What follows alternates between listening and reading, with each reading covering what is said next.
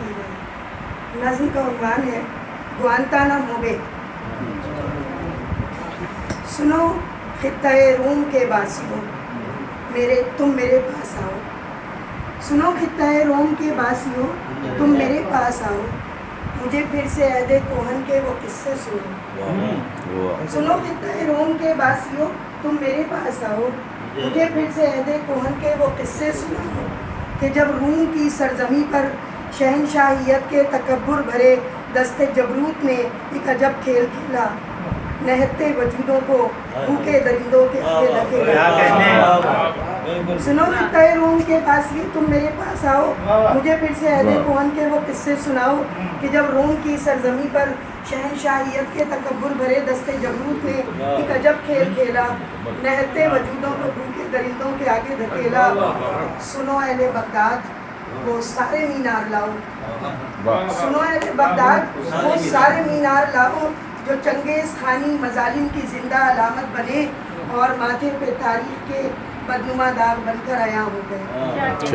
سنو اہل بغداد وہ سارے مینار لاؤ جو چنگیز خانی مظالم کی زندہ علامت بنے اور ماتھے پہ تاریخ کے بدنما داغ بن کر عیاں ہو گئے۔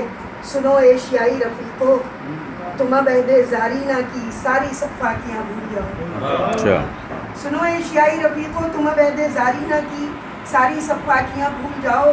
سنو اہل یورپ وہ نازی مظالم کی ایک ایک تمثیل لا کر جلاؤ،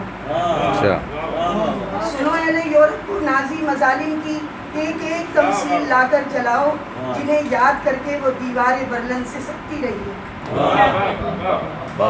سنو اہل یورپ وہ نازی مظالم کی ایک ایک تمثیل لا کر جلاؤ، جنہیں یاد کر کے وہ دیوار برلن سے سکتی رہی ہے۔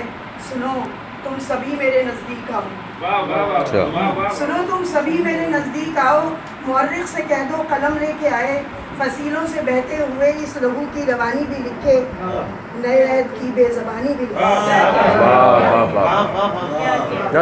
سنو تم سبھی میرے نزدیک آؤ، مورخ سے کہہ دو قلم لے کے آئے، فصیلوں سے بہتے ہوئے اس لہو کی روانی بھی لکھے، نئے عہد کی بے زبانی بھی لکھے، میری سیاہ راتوں میں اٹھتے ہوئے کہے اور ابھرتی ہوئی سسکیوں کی کہانی بھی لکھے۔